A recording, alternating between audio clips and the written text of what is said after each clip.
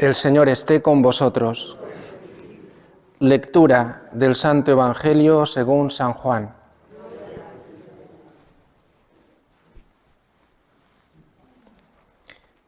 En aquel tiempo Jesús se retiró al monte de los Olivos. Al amanecer se presentó de nuevo en el templo y todo el pueblo acudía a él, y sentándose les enseñaba.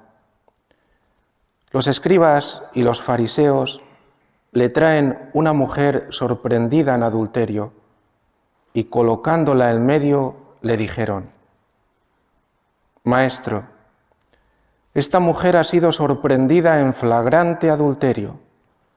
La ley de Moisés nos manda apedrear a las adúlteras. ¿Tú qué dices? Le preguntaban esto para comprometerlo y poder acusarlo. Pero Jesús, inclinándose, escribía con el dedo en el suelo. Como insistían en preguntarle, se incorporó y les dijo: El que esté sin pecado, que le tire la primera piedra. E inclinándose otra vez, siguió escribiendo. Ellos, al oírlo, se fueron escabullendo uno a uno, empezando por los más viejos. Y quedó solo Jesús, con la mujer en medio, que seguía allí delante. Jesús se incorporó y le preguntó: Mujer, ¿dónde están tus acusadores? ¿Ninguno te ha condenado? Ella contestó: Ninguno, Señor. Jesús dijo: Tampoco yo te condeno. Anda, y en adelante no peques más. Palabra del Señor.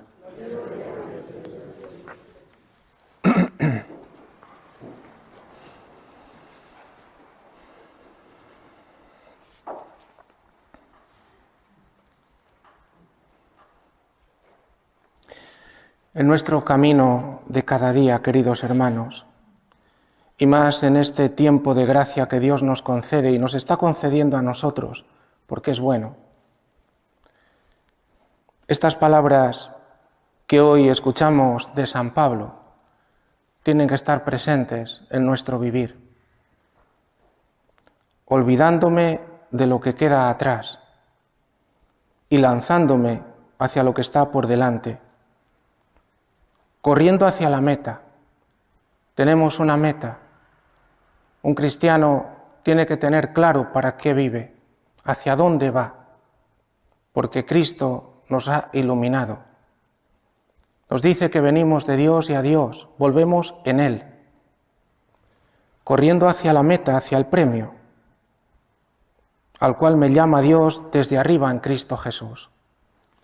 ¡Qué maravilla, hermanos! Un cristiano sabe para qué vive, en la enfermedad y en la salud, en la alegría y en la tristeza. Pero esto que dice Pablo no es para nada fácil, porque nosotros estamos jugando todos los días con el hombre viejo y el hombre nuevo, todos los días. Nos da miedo la novedad. Si por nosotros fuera, haríamos un cielo a nuestra medida, con tus pasiones bien satisfechas. Pero sabéis, el cielo ni siquiera nos lo imaginamos, porque es vivir en Dios. Pero esa novedad que es Dios nos da un terrible miedo de que comience a realizarse en nuestra vida ya. Una novedad que pasa por la cruz. Nos da miedo, hermanos. A ti y a mí nos da miedo dejarlo de atrás. Y dejarlo de atrás es dejar como yo pienso, como yo juzgo, como yo considero lo bueno. Y también dejarlo de atrás es dejar todas las pasiones, esas que se llaman pasiones de la juventud, que al final son las pasiones del hombre viejo.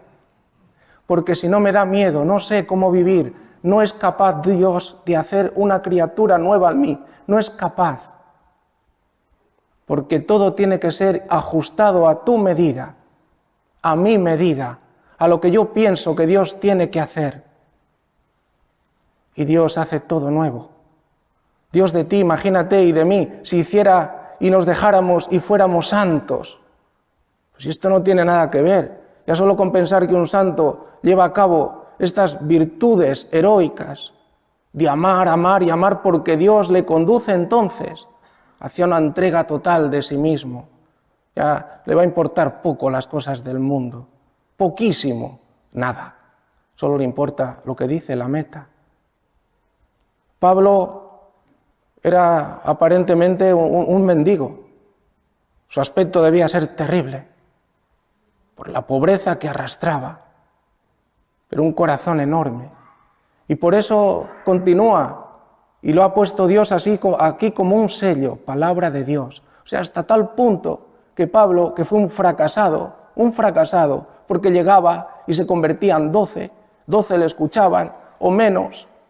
Este que fue un fracasado, tenemos que darnos cuenta lo que hace Dios, porque estaba con él de tal modo purificándolo que sus cartas van a ser palabra de Dios, la novedad de Dios. Hoy todo nos habla de novedad porque vamos hacia la Pascua y si no, no vamos a participar de la novedad en Cristo Jesús porque tenemos mucho miedo. Permitidme que lo repita muchas veces porque no nos damos cuenta que tenemos miedo de Dios.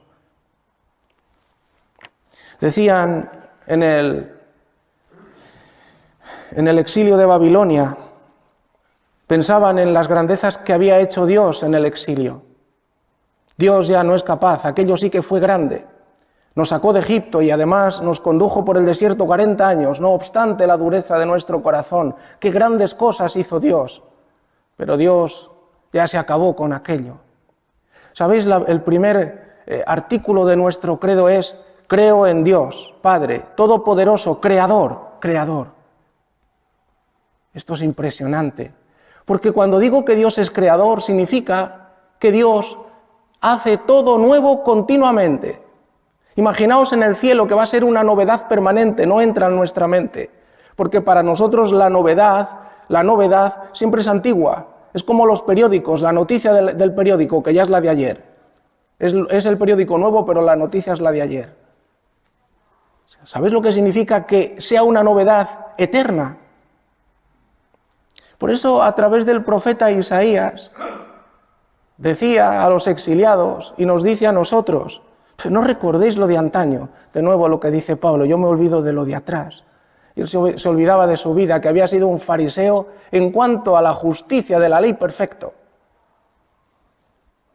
Me olvido de eso porque eso no cuenta, ahora cuenta solo Cristo.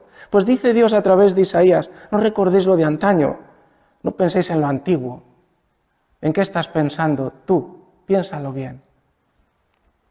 Porque a veces nos aposentamos. A mí que no me mueva el Señor de aquí. Estoy bien y tranquilo, que me deje tranquilo.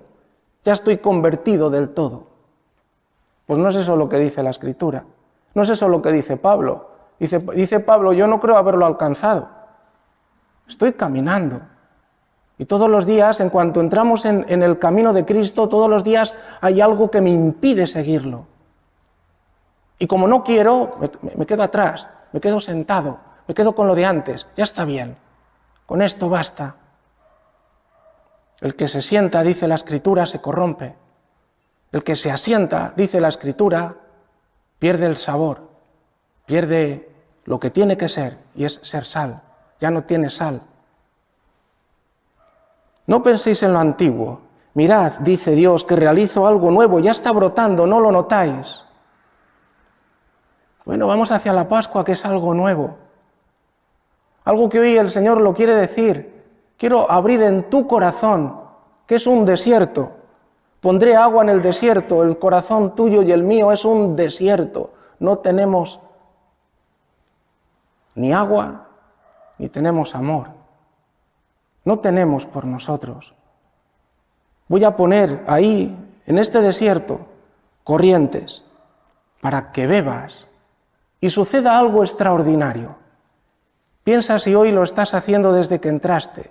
Piensa si hoy desde que te levantaste has hecho esto que dice Dios. Porque es verdad que lo causa en nuestro corazón si estamos en Él. Dice así: voy a poner todo esto para que mi pueblo proclame mi alabanza. La alabanza de Dios. estar todo el día alabando a Dios.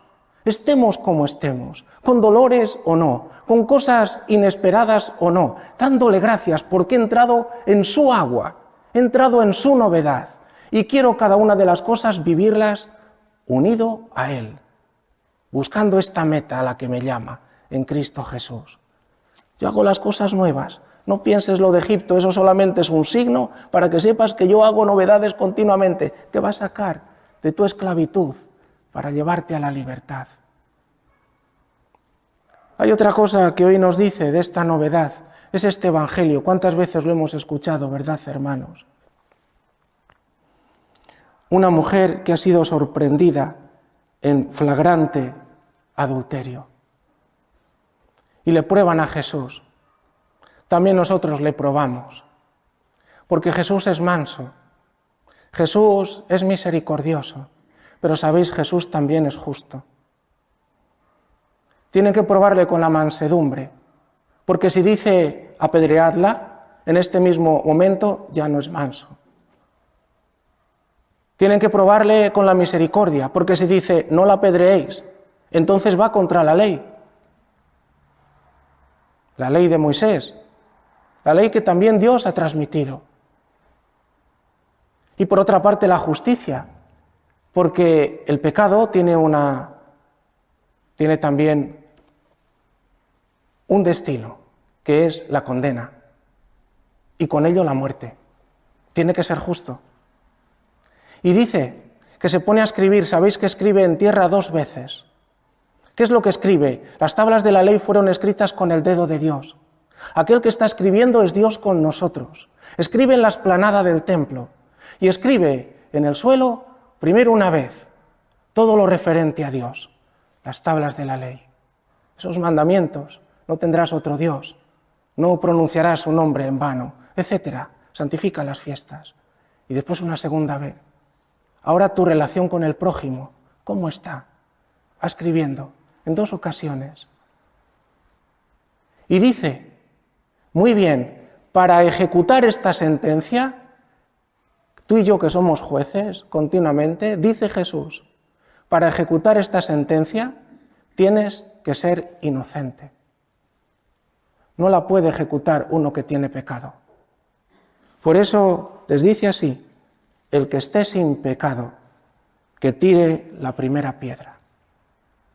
¿Quién de nosotros, queridos hermanos, puede condenar a nadie? ¿Quién puede juzgar a nadie? Yo no. Yo soy un pecador. Yo necesito convertirme todos los días, todos los días. El que esté sin pecado. Y dice que utiliza la ironía Juan en su escrito a menudo. Dice, y fueron escabullendo uno a uno, escabulléndose, comenzando por los más viejos. Cuanto más mayores y ancianos somos, más ocasiones hemos tenido de pecar. Más hemos caído. Más sabemos lo débiles que somos. Los jóvenes a veces no lo ven. Piensan que las pasiones están más que justificadas. Después se darán cuenta que les ha conducido a la muerte, como aquel hijo pródigo que veíamos la semana pasada. Hoy hay una sentencia de Jesús, hermanos, que dice así, y tenemos que escucharla bien, porque esta es la novedad. Debemos pasar de la muerte a la vida, pero tú y yo no podemos. Nuestro camino tiene que ser un camino de vida, pero tú y yo no podemos porque somos esclavos del pecado. Sin esto que hoy escuchamos, vamos a continuar con nuestra vida raquítica, encerrada en nuestra poquedad, mirando las cosas de antes, viviendo con 70 años como si tuviéramos 18, todavía con las cosas de la juventud. Dice Pablo, cuando yo era joven pensaba como joven, vivía como un niño, ahora soy adulto, pero habla en Cristo. Olvidé las cosas de antes. Qué difícil es vivir en Cristo. Qué difícil. Y esto para nosotros que tenemos que ser sal en este mundo. Por eso hay una palabra de Cristo para todos nosotros, adúlteros, que hemos buscado, no en Dios, en el único Dios, la vida. Lo hemos buscado en todo lo que nos ofrece el mundo, en todo lo que pide la carne. ¿Y cuántas veces hemos seguido las insidias del maligno? Dice así, el único que la puede condenar.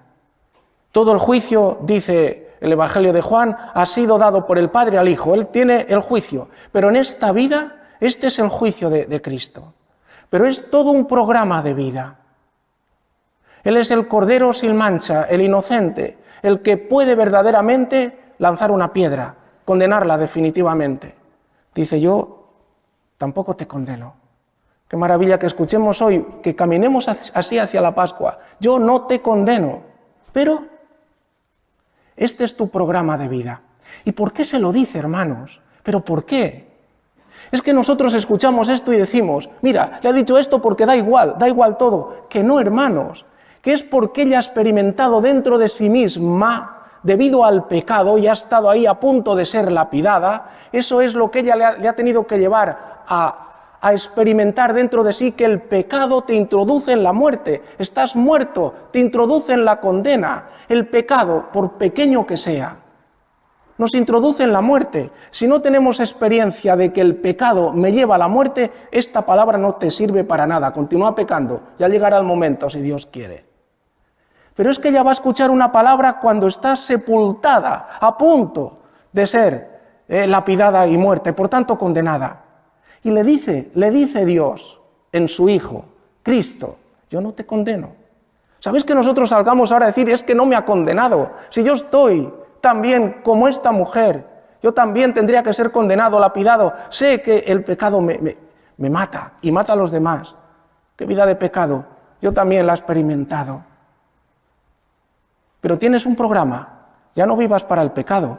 No vivas para tu carne, no vivas para el mundo, no vivas para tus deseos, no vivas para tus afectos, no vivas para nada de eso, no vivas para nada que te separe de Dios. Yo no te condeno, este es tu programa de vida. Camina, que significa sigue, y sigue esta palabra de vida. Y de ahora en adelante, no peques más. Caminar siguiendo a Jesús. ¿Y cómo caminamos? Concluyo, nos lo dice Pablo.